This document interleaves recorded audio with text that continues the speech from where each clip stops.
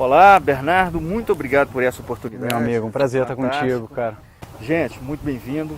Esse aqui é o Bernardo Show. Nós já batemos um papo anteriormente, em outra oportunidade. E agora aqui no Planalto Central do Brasil, né? Nesse parque maravilhoso, que é o Parque da Cidade aqui em Brasília. Vamos levar você em 4 grandes lições que o Bernardo tem para compartilhar conosco.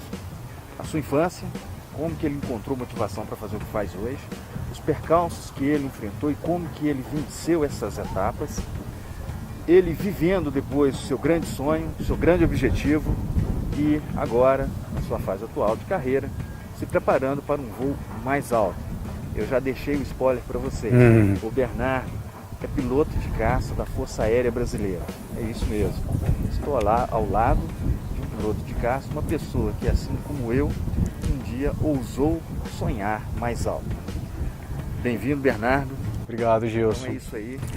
Cara, como é que foi você achar, na sua infância, né, a inspiração para fazer o que faz hoje? A primeira coisa, eu queria te agradecer pela oportunidade, né, Gilson? A gente tem ideais comuns e eu queria até fazer um elogio ao Gilson, né? O cara tem que ter muito mérito, muita vontade de fazer acontecer para a gente estar abrindo mão da família, o lazer, o descanso, para estar aqui trazendo uma mensagem para os outros, e a iniciativa do Gilson nesse ponto é absolutamente brilhante. Segundo, que é a bondade dele falar de 4 grandes lições, mas a gente tem um propósito genuíno realmente de repente trazer uma mensagem positiva com a nossa história, com a nossa jornada, né? O Gilson perguntou, e vou ser bem objetivo no que ele me trouxe, né? Realmente eu faço uma coisa que é bem comum, que é muito motivadora, inspiradora, que é voar um avião de caça. É uma grande conquista que eu tive na minha vida, e não foi fácil chegar ali, isso eu te garanto, porque eu sou filho de um militar. Meu pai era sargento da aeronáutica, ele está na reserva agora, digamos aposentado, né?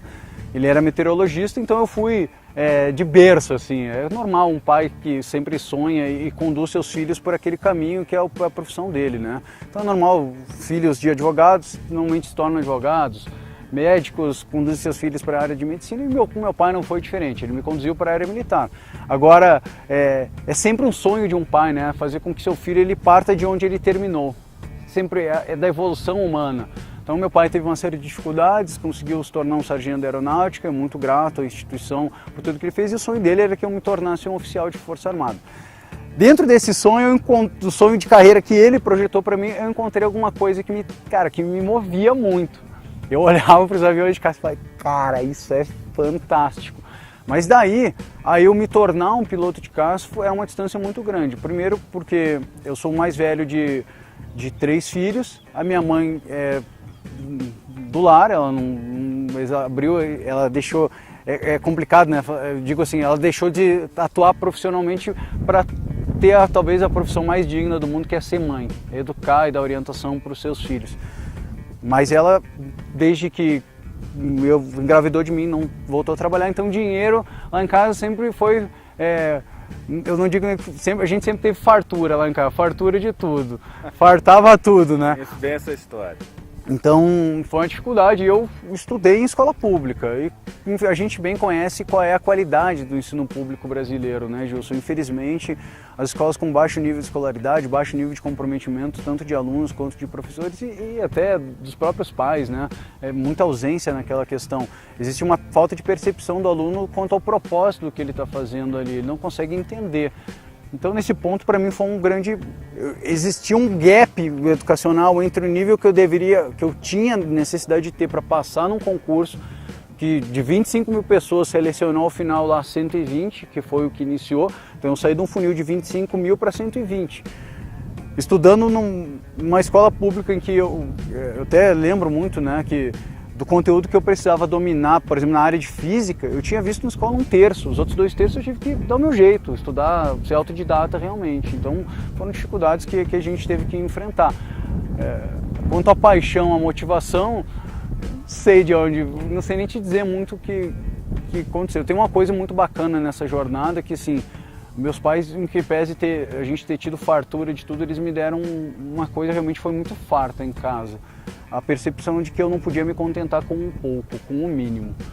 Então meu pai sempre me incentivou a ir além do que a gente tinha no colégio e sempre falou isso para mim, isso é muito pouco.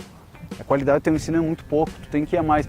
E eu sempre dei o máximo de mim, eu sempre fui um ótimo aluno, isso eu sempre... aquela questão da orientação, ó, isso vai ser importante para ti ser alguém na vida. Meu pai e minha mãe sempre me deram isso aí e sempre me acompanharam nessa jornada. Então, isso é uma coisa que eu posso dizer assim, eu nunca duvidei da minha capacidade de fazer aquilo acontecer. Em que pese eu ter que me esforçar muito, eu sabia que eu era capaz. Lógico, isso dependia muito do meu esforço. E aí que entra, talvez, a gente entrar nessa questão de seara, né? É uma coisa que eu sempre tive, e talvez seja uma primeira lição.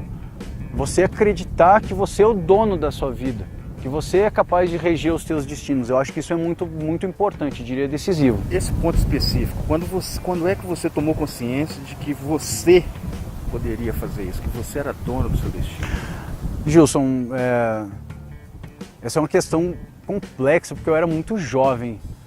Mas uma coisa eu tinha absoluta certeza, sempre tive assim, se alguém quer alguma coisa, não adianta ter, eu gosto muito da expressão, né? Esperança, mas não é esperança de ficar sentado esperando alguém te trazer, e esse é talvez um primeiro ponto de reflexão que a gente tem que trazer, principalmente para o nosso público jovem, né?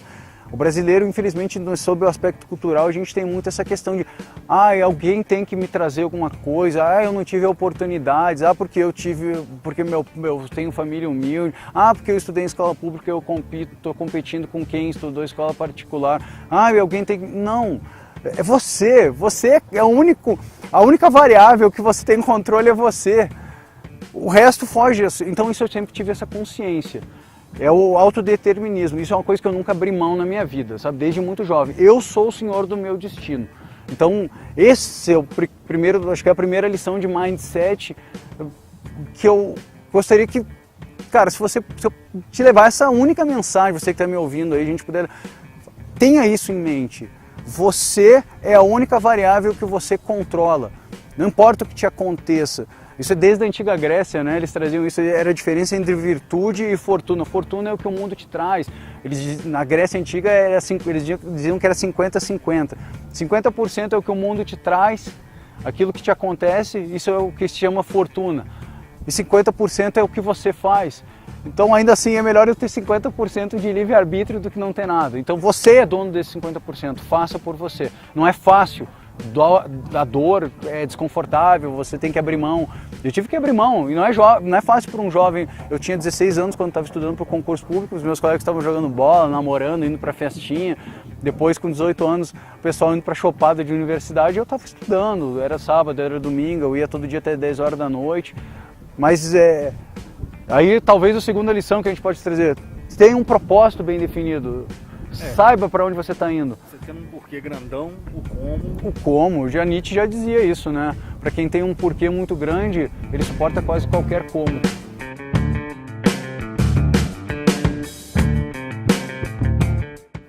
Então, Bernardo, nessa jornada sua não foi fácil. Não foi. Você estabeleceu, né, o seu principal objetivo, você teve um propósito, muito isso trazido pelos pais, né, pela figura do seu pai, a dedicação da sua mãe, que aliás, gostaria de fazer uma homenagem para ela. Qual o nome dela? Irene, Dona Irene. Dona Irene, nosso carinho para a senhora, tá? Onde quer que a senhora esteja, nos ouvindo, receba o nosso abraço. Deixa o seu Alfredo receber um abraço ali, né, seu Alfredo? Senão rola uns ciúmes lá, Gilson. Um DR aí violento. Valeu. Então, mas aí isso não foi flores. Quem olha assim acha que é muito romântico, né? Principalmente pela situação. Olha para mim hoje, vê um piloto de caça, capacete, máscara, isso é muito glamuroso, até muito bonito, né, no cinema. Mas a gente sabe que na prática não é bem assim não, Gilson. Eu te falo assim que teve alguns pontos que são de percepções claras assim na minha jornada. Algumas coisas que sim, são muito marcantes da minha personalidade e eu sempre tive isso e lógico que com o tempo eu fui burilando isso aí, eu diria, e são alguns pontos que eu aplico a mesma potencialidade que você aplica para qualquer área. A primeira delas é a disciplina. Eu sempre tive muita disciplina, cara. Sempre tive que, quando era na hora de estudar, eu digo assim, eu nunca fui um filho assim que sempre foi muito manso. Eu dei bastante trabalho para meus pais, entendeu? Eu era meio teimoso, ainda sou meio teimoso. Assim, quando eu ponho uma coisa na cabeça, assim, o que eu vou fazer, eu vou lá e faço, cara. Então, sempre tive a personalidade muito forte, mas eu sempre fui muito disciplinado. Meu pai trabalhou, meu pai sempre, acho que isso foi uma coisa, eles me deram bastantes limites, né? Eu acho que um pai, ele tem que, é o amor com, é bater e assoprar muitas vezes, sabe? Não é fácil você educar ninguém, mas você tem um filho, ele precisa de limites. Eu acho que isso foi uma coisa que meus pais me deram bastante. E para mim teve um ponto muito grande, né? Eu passei, na segunda vez que eu fiz o concurso, eu passei. A primeira vez, eu acho que foi um despertar de consciência para mim, que pese eu ter feito muitas horas, o meu pai brincava muito, né, comigo assim, meu filho, não adianta você ficar fazendo, o termo que ele usava até um pouco estranho, até eu vou falar assim mesmo, eu vou falar a hora bunda, ele dizia que era a hora bunda, que era sentar na cadeira e ficar simplesmente olhando para as paredes. O que ele queria dizer com aquilo ali? Você tem que ser produtivo, você tem que usar bem o seu tempo. Claro. Você ficar ali parado olhando para os livros não vai resolver nada, você tem que se dedicar, você tem que avançar, você tem que ter disciplina. Então, é aquela coisa, adiantava eu ficar ali sentado, ficar 2 horas sentado, eu abri mão daquele tempo, em vez de eu estar brincando, estar jogando bola, que era uma coisa que eu amava, eu estava sentado, mas então eu não estava nem jogando bola, nem estava realmente produzindo. E para mim foi um baque muito grande quando eu fiz a primeira prova, e eu passei em todas as questões, mas não passei em física. Em física eu tirei 4.6, era o maior gap que eu tinha, já falei no primeiro vídeo disso aí, né, que eu tinha visto 1/3. E eu tive que correr muito atrás da parte física, porque era uma parte que eu não tinha visto na escola, mas eu esperava que eu fosse passar. Então aquilo me abalou muito, então eu tive um despertar de consciência ali, tipo assim, muitas vezes a pessoa pensa, não, mas eu estou me esforçando. Cara, não adianta, você tem que aprender a ler a sua vida, você tem que ser um leitor dos seus resultados. Aí tem um segundo ponto, primeiro disciplina, segundo, você tem que aprender a ler os seus resultados. Para onde você está indo? Saiba ler, o que eu estou fazendo existe uma chave aqui muito legal. Se você não está tendo os resultados que você almeja, isso tem uma grande lição aí, Gilson, isso é legal de falar realmente. Simplesmente é o fato de que isso quer dizer que você não sabe alguma coisa. Que você não sabe alguma coisa. Ponto. Não quer dizer que você é incapaz, que você é burro, que você não tem condições de fazer aquilo. Isso quer dizer que você tem que aprender alguma coisa que você ainda não sabe. E efetivamente eu não sabia exatamente qual era o significado de estudar, cara. De sentar e me enfiar de cara e dar a minha alma em alguma coisa. Porque até então todas as barreiras que eu tinha tido na escola, em termos de produtividade, eram muito fáceis. Pô, eu estava na escola pública, então não era incomum, cara, eu chegar no segundo bimestre, fechar o segundo bimestre ter passado, porque eu tinha que ter média 5, eu fechava 2 bimestres, com média 10 passou. Então aquilo era muito baixo o nível. Então, outra lição, não se contentar com o mínimo, você tem que saber para onde você tem que ir. O mundo não tem muito lugar para quem está fazendo coisa medíocre. Aliás, né, Gilson, a gente bem sabe disso. As pessoas estão cansadas da mediocridade. O reino da mediocridade, a média, o normal. Marca. Ah, mas todo mundo faz. Ah, mas os meus amigos fazem. Sua mãe já deve ter falado isso para você.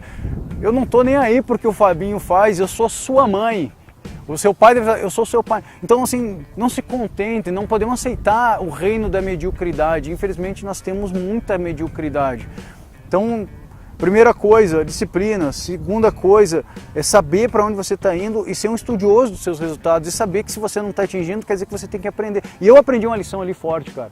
Eu não sabia o que era realmente me dedicar a alguma coisa de corpo e alma. O que eu estava fazendo e eu tive que aprender. E como é que você aprende? Observando outras pessoas, cara. Então aqui a gente encontra também uma chave interessante, né?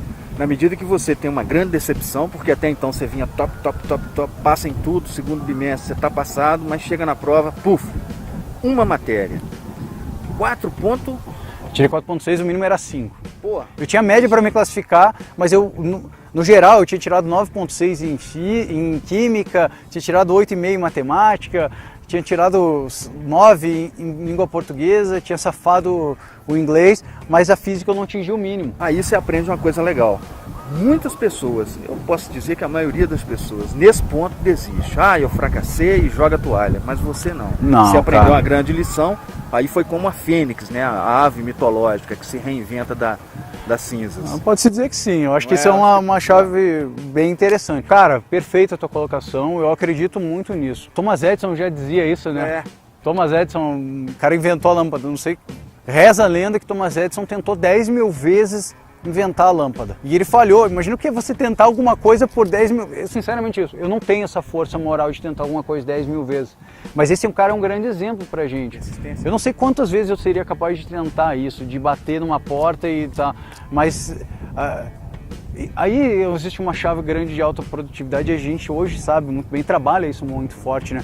Quantos nãos você é capaz de suportar, quantas frustrações, quantas vezes você é capaz de se reinventar e se reerguer. Perfeito tua lição aí. E eu tive isso realmente. Então o Edson, ele dizia sobre isso quando ele perguntava, cara, você não vai parar com isso aí não, você não tá vendo que você tá...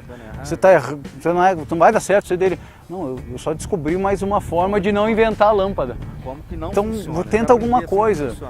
E tem um grande atalho nisso aí, né, Gilson? A gente fala, hoje eu sou trainer de PNL, eu trabalho com desenvolvimento pessoal também, então existe um atalho que é você observar as pessoas que já fizeram esse caminho que tu quer fazer. Então ele tem... Modelar, né? Modelagem. Modelar os tops ali. E aí você fez isso? Cara, eu observei, eu tinha um amigo meu que passou em medicina e ele também estudou em escola pública. Era um vestibular muito concorrido, um vestibular na Federal do Rio Grande do Sul mais concorrido. E ele passou e... cara, eu me inspirei bastante nele nesse ponto, assim. Mas, cara, ainda assim, acho que uma coisa que eu não duvidava era de mim. Não, a questão é inspiração. Show! Né? E aí... E depois eu aprendi, cara, você não fez o que você fez, você fez mais do que a maior parte das pessoas, porque se eu me comparasse com os meus amigos, pô, eu já estava num outro patamar, mas eu tive um despertar que assim, aquilo que eu tinha feito não era suficiente. Precisava de mais. Eu tinha que ir mais a fundo. E aí, desistiu? Não, de jeito nenhum, cara. Daquele segundo ano, realmente, assim, eu me rasguei de estudar. Eu lembro, pô, as questões de física que eu fui trabalhar eram as questões que caíam em provas do ITA, pô. Era mais alto nível. Então, imagina, gente. Uma virgulinha aqui, gente. ITA, para quem não sabe, foi inspirada em West Point, nos Estados Unidos, uma escola assim, de tecnologia aeroespacial, Instituto Técnico Aeroespacial, né, que é um instituto respeitadíssimo no mundo inteiro e produz assim, conhecimentos técnicos, engenheiros brilhantes no país inteiro. E tem uma questão assim que eu acho que é legal isso aí. Se eu fiz, você também é capaz de fazer. Basta que você realmente queira, tenha um propósito bem definido. Quem tem um porquê suporta quase qualquer como. Isso é uma coisa que é legal demais de você ter certeza. Isso é uma chave que abre portas, né, cara? Não pode desistir, gente. Não pode desistir. O Brasil precisa de boas pessoas fazendo o seu máximo. A nossa geração de jovens é o futuro desse país. A gente está cansado de pessoas fazendo o mínimo possível. Segunda coisa que eu acho que é fundamental que se tenha nessa questão é que, cara, as pessoas vão rir de você se você tem um sonho muito grande. Pode ser, as pessoas riam de mim, Gilson. Como é que foi isso? Ah, cara, isso aí tem algumas situações curiosas. Eu tava no ensino médio e aí eu comecei com essa história de que eu ia virar piloto de caça, né? Mas ficou maluco da sala. Então, Gilson, aí vai uma outra lição, né? As pessoas vão rir de você quando você tem um sonho muito grande. Pode ter certeza disso. As pessoas vão caçoar, mas tem duas coisas importantes aqui. A primeira delas, por que as pessoas fazem isso? Porque quando você é diferente dos outros, quando você está buscando alguma coisa diferente, é normal das pessoas te puxar para junto delas. Porque é muito mais fácil. É um mecanismo de defesa, né? De tentar te proteger, né? Eu acho que tem um mecanismo muito mais de autopreservação. Cara, sim, você está se destacando, em vez de eu me analisar e eu entender que eu tenho que fazer alguma coisa e sair da minha zona de conforto, é mais fácil eu puxar quem está saindo para baixo. E aí, cara, quando eu comecei com essa história, né, que eu ia virar piloto de caça, que não sei o quê, eu ouvi coisas assim. Acho que a mais impactante para mim foi quando um colega meu falou, eu falei, cara, eu vou fazer essa prova, eu vou passar, eu vou virar um piloto de caça. E o cara falou assim para mim, você vai passar pretinho em pneu de avião, você vai lá virar soldado na base e vai passar pretinho em pneu de avião.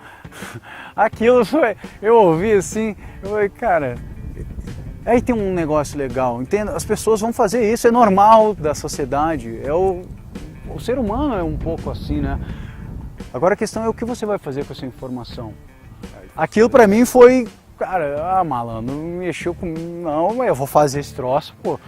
Cara, não sou Porque ninguém aqui, ninguém que está concorrendo comigo tem uma capacidade melhor que a minha. Talvez o cara tenha tido uma base melhor, uma oportunidade de infância, estudou em escolas melhores, mas Deus me deu cabeça, me deu força, me deu capacidade, eu tenho capacidade cognitiva, eu tenho saúde e graças a Deus fome eu não tenho, não passo. Não tenho conforto, não tenho luxo dentro de casa, mas eu tenho comida e tenho luz e tenho capacidade de pegar um livro, me debruçar e aprender. E aí, maluco, aí eu fui. E aí eu passei no concurso. E aí depois que eu fui, voltei lá e tinha passado, a coisa mudou de figura, né? Aqui a gente para e a gente retoma no próximo bloco, que é o seguinte, aí ele vai contar pra gente como que é viver o grande sonho. Aqui a gente passou pelo início, quando ele startou isso, agora os percalços que ele percorreu para chegar, né, nessa fase. O próximo bloco vai ficar super 10. Te espero lá. Bem-vindo de volta! Agora a terceira parte aqui da nossa série com o Bernardo Chu. Bernardo, tá, você passou por todos os perrengues, estabeleceu o seu grande propósito na vida, enfrentou grandes dificuldades. Naquela época não chamava bullying, né? Mas é a mesma coisa. É a mesma coisa de naquela época a gente falasse bullying, tomava uns tapas na orelha ainda. Para com isso aí, então, rapaz. E aí, venceu tudo isso. Cara, como que você se viu vivendo o seu grande sonho? Gilson, assim, ó, tem algumas coisas que são legais dessa história aí, porque passar no concurso foi uma coisa fenomenal, né? Eu saí de 25 mil pessoas, saí lá de uma cidadezinha de 18 mil pessoas, estudei em escola pública, eu não tinha... Tomou um pau, viu? Não passei de primeira, refiz no ano seguinte, mas quando eu entrei, cara, tipo assim... Primeiro que a formação acadêmica na Academia da Força Aérea de oficial, ela é muito forte, ela é muito puxada. Então assim, entrar é só uma pequena nada, né? parte.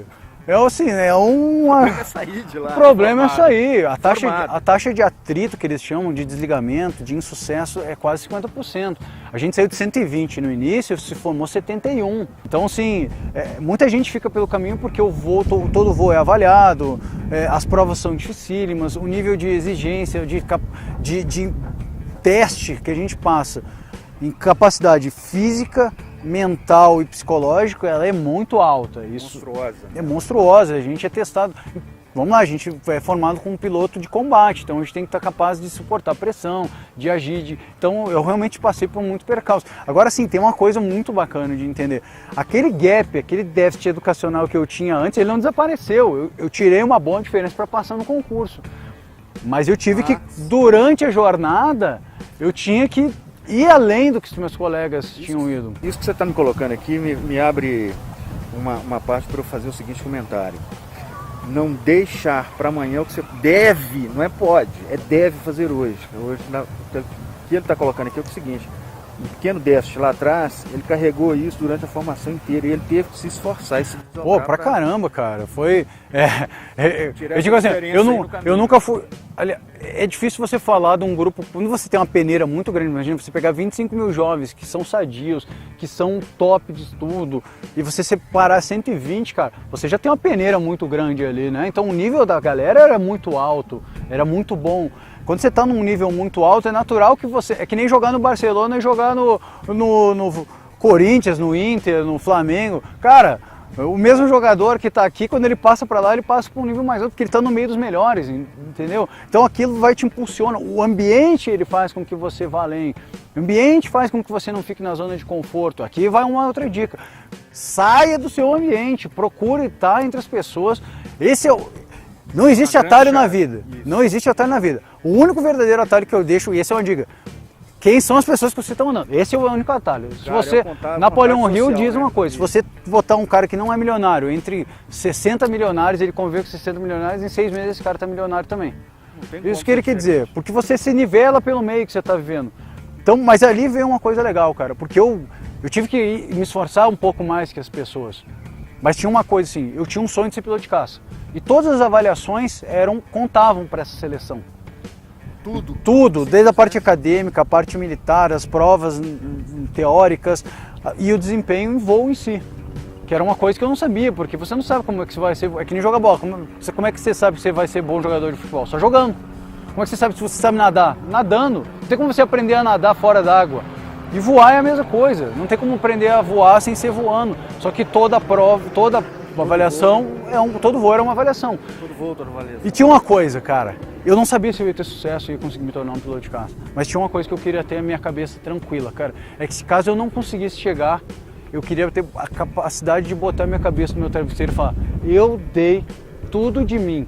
Eu fiz tudo que estava no meu alcance para chegar ali. Eu não queria ter a possibilidade de olhar para trás e falar: cara, se eu tivesse feito uma vírgula a mais. Ah, mas se eu tivesse acordado naquele dia meia hora a mais. Essa é uma lição legal. É mesmo. Olhe para o que você está fazendo e, cara, tenha a percepção, se esforce e tenha a percepção para você olhar para a sua vida atrás. Cara, eu fiz tudo que estava ao meu alcance. Eu tive a coragem de me expor. Porque tu não sabe se tu vai ter sucesso na vida, cara. Mas é uma coisa que você controla, que é a sua possibilidade de olhar para o que você está fazendo e saber se você está indo na direção certa ou não. Eu acho que é isso aí, cara.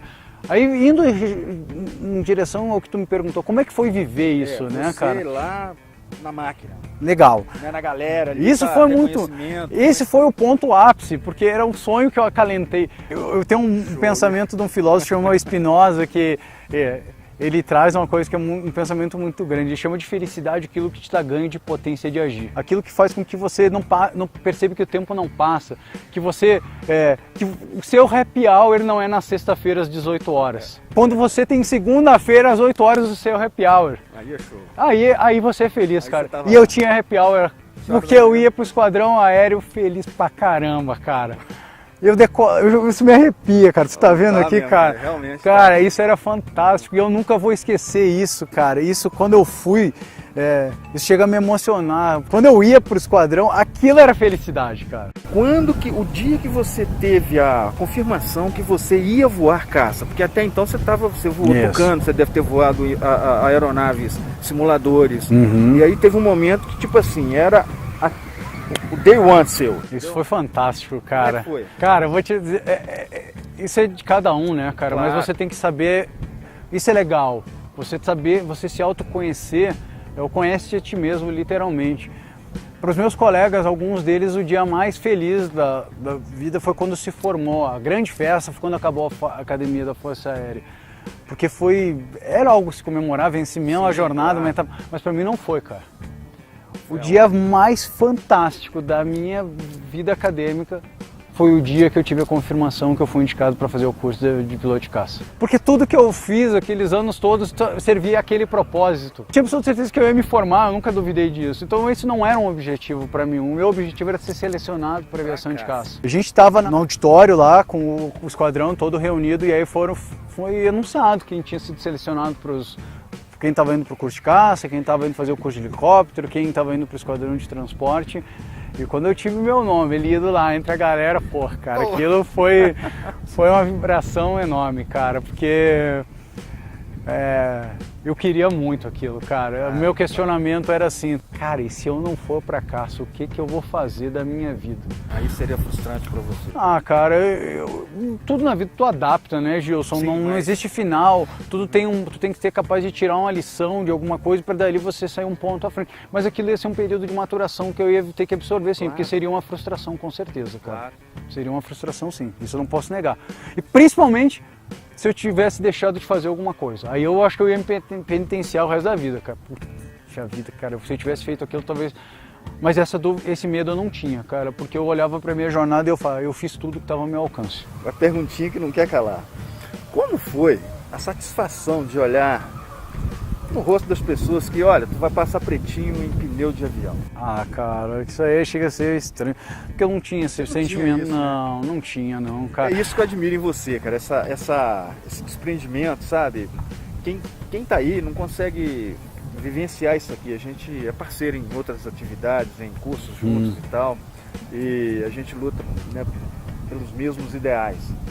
E quando você vê o tamanho, né, a envergadura de um grande cara, é isso aqui, olha. Bondade do Gilson. Não, essa questão de ir lá e de vingar e de, ó, tá vendo, cara? É que, ó. Bicho, isso de verdade. Não tinha, não, Gilson, até porque assim, hoje mais do que nunca, né? Eu tava naquela época, embora eu não tivesse esse conhecimento, Cara, eu sabia que aquele era o tamanho daquela pessoa, entendeu?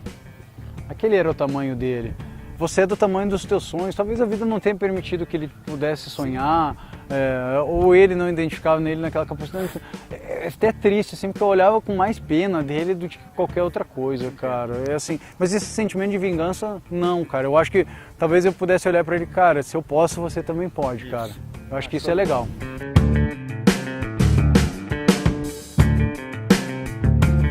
Aqui ele vai falar pra gente agora depois que ele me contou como que foi estabelecer o porquê, os percalços que ele enfrentou, viver o grande sonho dele, ele me contou sobre isso. Agora, Bernardo, tudo na vida é uma evolução contínua. Exato. Depois de ter realizado o seu grande sonho de voar avião de caça, que não é já um grande feito, né, para qualquer pessoa, você agora conseguiu ver coisas extraordinárias e está buscando um novo nível, um novo patamar. Nos conte sobre isso. Cara, isso é... Existe uma coisa que tu colocou bem, que é de evolução constante, mas tem um outro ponto para mim que é de maturação, cara. Sim. Isso é uma questão... Porque eu vou te dizer assim, depois que eu cheguei no ápice da carreira operacional, piloto de defesa aérea, voando F-5, avião a jato, que esse era o meu objetivo principal, quando eu atingi aquele ponto, eu falei, cara, daqui não passa, acabou. Vamos pegar, por exemplo, um piloto de Fórmula 1. Tem alguns pilotos que querem estar na Fórmula 1 o resto da vida, querem viver aquilo. Tipo o Barrichello, ele não pode para ele se ele vai ganhar ou não o campeonato, ele quer se manter naquela elite e quer prolongar aquilo o máximo de tempo. E não tem certo nem errado nisso. Mas alguns são tipo o Rosberg, que foi lá e ganhou um campeonato e está satisfeito e quer partir para uma próxima jornada. A maior parte dos meus colegas, eles sonham em permanecer naquilo o resto da vida, fazendo aquilo. Eu não estou dizendo que é certo ou nem errado, só que para mim chegou um patamar que eu falei, cara, o meu crescimento ele bateu num limite aqui, daqui eu não tenho mais espaço. E aí eu venho um período de um certo conflito que eu passei em alguns anos da minha vida, porque eu queria mais, eu vi alguns problemas a níveis institucionais, a níveis de Brasil, que não me permitiam me dar pleno vazão ao meu pleno potencial, meu potencial máximo, e aquilo me trouxe um conflito, porque eu estava embarreirado, embora eu gostasse muito daquilo que eu fiz, então eu tive que me autoconhecer. E foi aí que eu entrei na seara do desenvolvimento pessoal, fui buscar conhecimento, eu passei por um período de conflito interno e que refletiu em algumas situações da minha vida pessoal. E aí cara, quando eu cheguei, eu me deparei com essa situação, eu me encontrei. Aí tem duas coisas que são interessantes, né? A primeira, conhece-te a ti mesmo, tem que se conhecer, tem que se investigar e aí tem que buscar mecanismos, porque infelizmente a escola, os nossos pais não têm esse conhecimento de te investigar em termos de propósito de vida, de missão, de quais são os teus talentos, de como planificar isso e tornar isso é uma coisa que eu faço hoje nos meus treinamentos de desenvolvimento pessoal, dentro do programa que a gente tem voltado para jovens. Eu acho que é uma coisa que tu tens em comum também.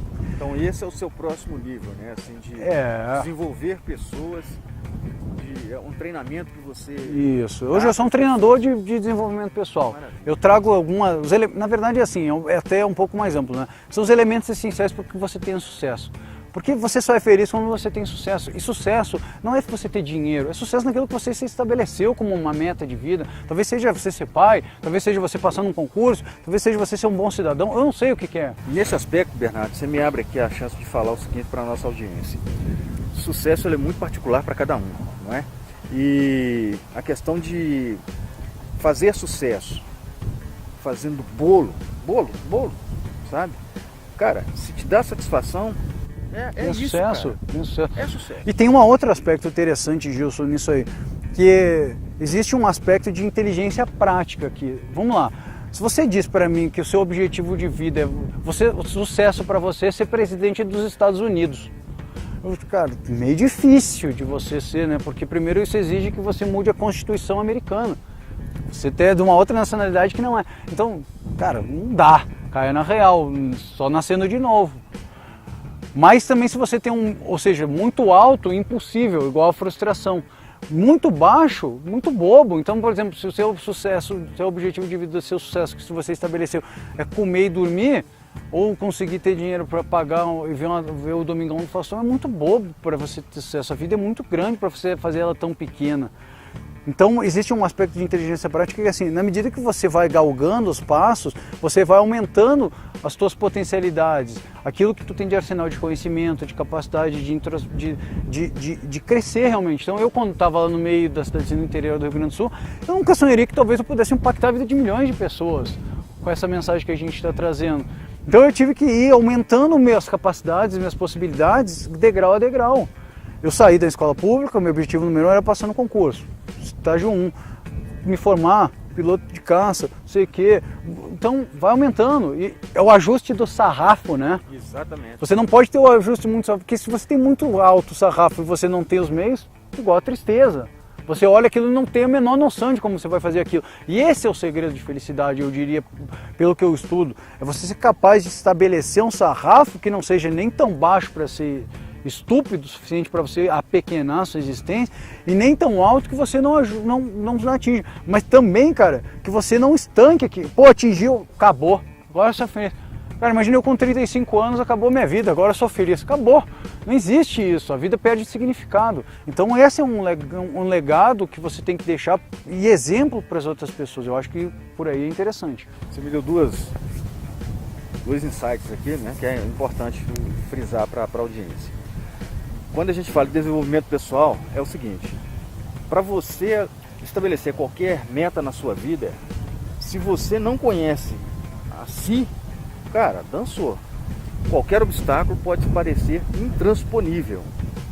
E o segundo é, você se conhecendo, você sabendo das suas capacidades, das suas competências e até das suas fragilidades, fica fácil de você atuar aonde você necessita de fato. Foi o que aconteceu quando você lá naquela prova de física, aqui apitou, faltou meio ponto para poder se classificar. Bom, aqui a coisa começa, eu vou atuar em cima de física, né? As outras coisas eu vou manter, mas física eu tenho que dar um... Tem uma coisa aqui legal, né, Gilson? Tu falou de próximo estágio, né? Porque aqui teve uma coisa, eu sempre tive só um minuto. Gente, sarrafo aqui, a gente está fazendo uma alusão ao sarrafo, do salto com barreira, salto em altura, salto com vara. Você vai ampliando ali o limite, tentativa após tentativa. Exatamente. Então, é treino, né? Execução, repetição, vai, não desiste, não sei o quê. Mas tem uma coisa legal aqui, cara. Eu sempre tive um sentimento de contribuição. Eu queria levar mais, eu queria fazer mais. E dentro daquilo que eu estava fazendo, embora fosse muito legal, aquilo era uma coisa somente do meu ego.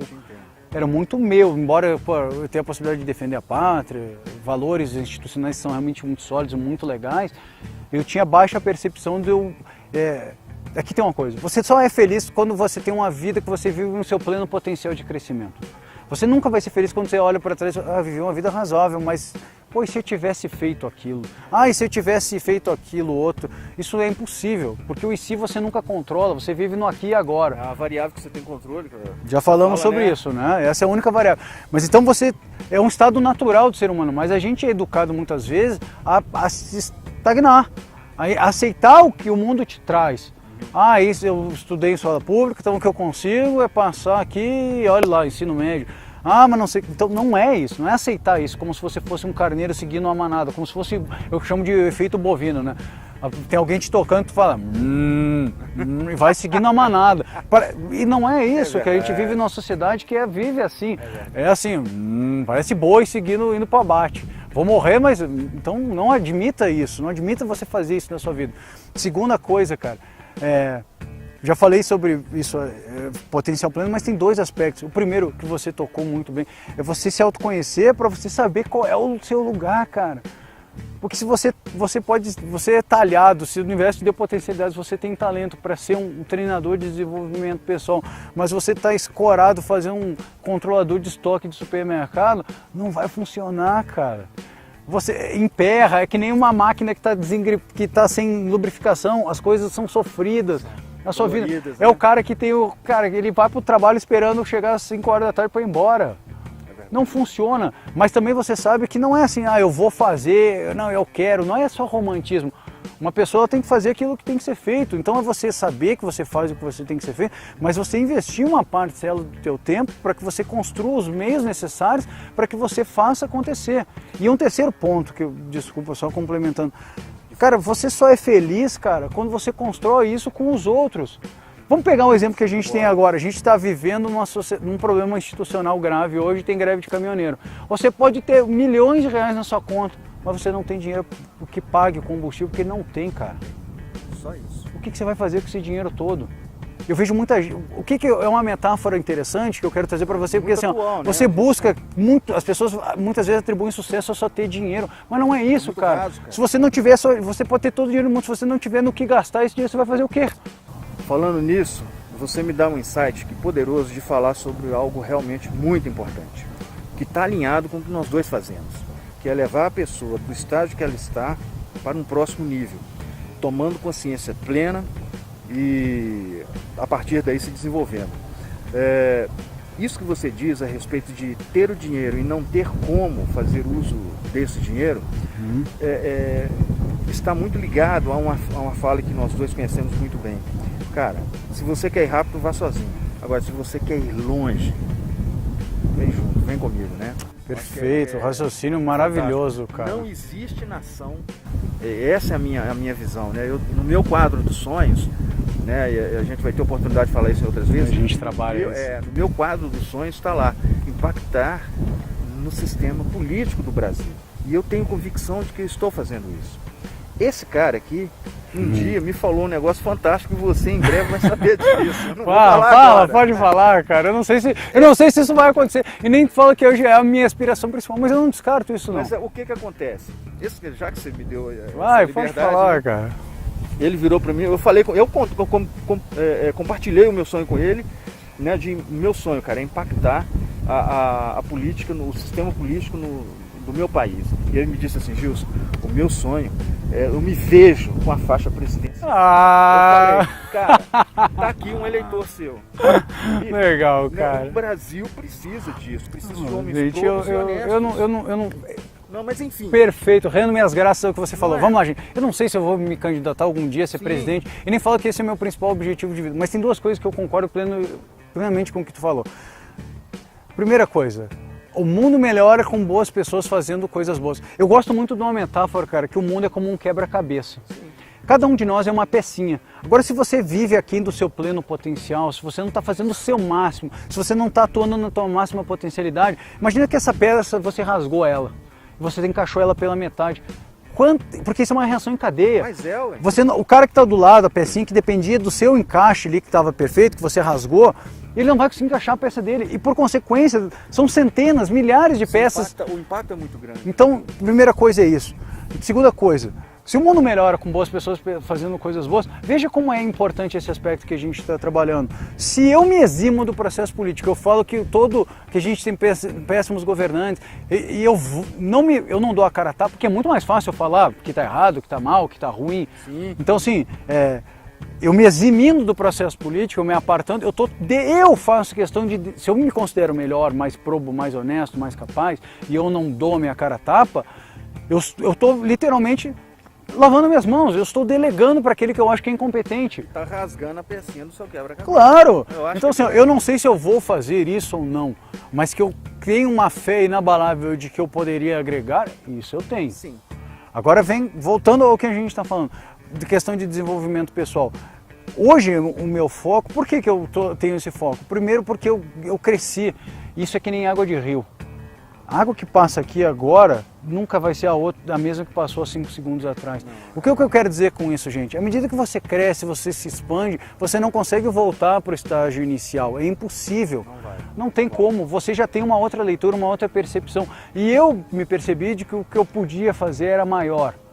E assim como você, a gente tem essa missão em conjunto.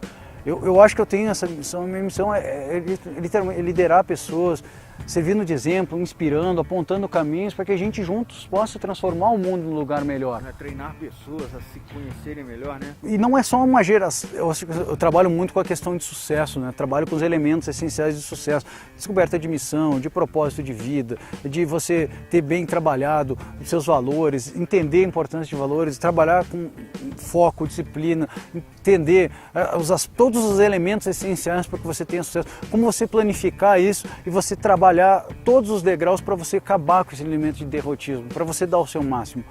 E isso é para pessoas adultas, mas principalmente para o público jovem. Porque você que está me ouvindo, que é jovem, você é o futuro desse país e a gente tem esse propósito em comum, né, Gilson? Eu acho que sim. A nossa nação, eu falei sobre isso, né, uma nação forte, uma nação próspera, não se faz com cidadãos medíocres, com cidadãos miseráveis. Então o nosso foco é entender que o Brasil, ele é muito mais do que o país do futuro, ele é o país do presente. E você, eu, ele, somos o presente. Tem uma frase agora que tu me trouxe, que me lembrei do Kennedy.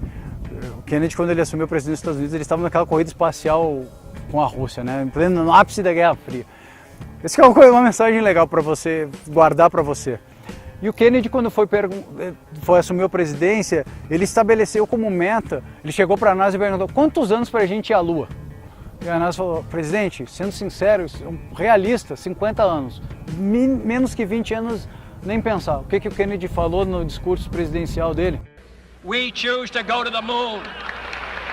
We choose to go to the moon in this decade and do the other things, not because they are easy, but because they are hard. Because that goal will serve to organize and measure the best of our energies and skills. Because that challenge is one that we're willing to accept, one we are unwilling to postpone, and one we intend to win, and the others too.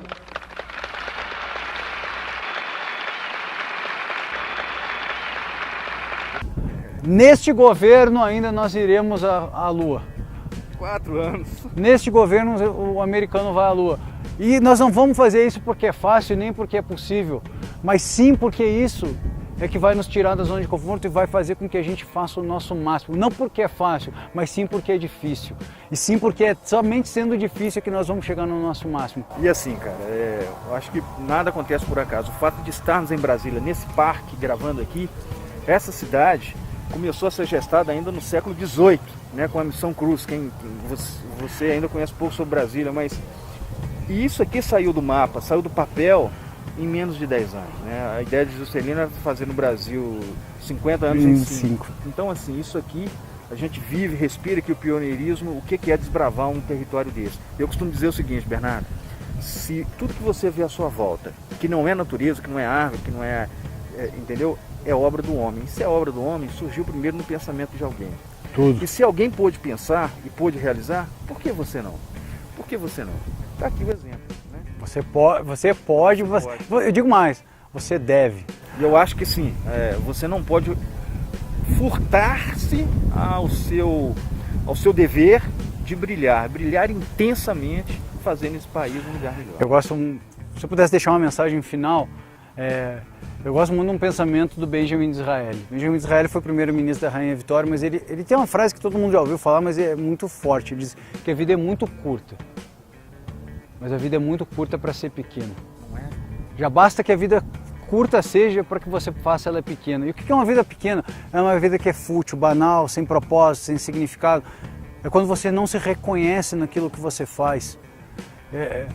Um outro pensamento para encerrar, o que eu gostaria de deixar de mensagem, é que o Hegel, que é um outro filósofo, ele dizia uma coisa, que nós somos uma subjetividade. E a gente o ser humano ele tem uma necessidade de objetivar na sua subjetividade. Isso é muito complexo, mas eu vou traduzir de uma maneira que fica muito fácil. Ele dizia que é o seguinte, imagine que você tem um ser que tem capacidade cognitiva, mas você não faça nada. Simplesmente você fique pensando, você não é nada. O que ele quis dizer é que você se reconhece, você se torna real, você se realiza naquilo que você faz.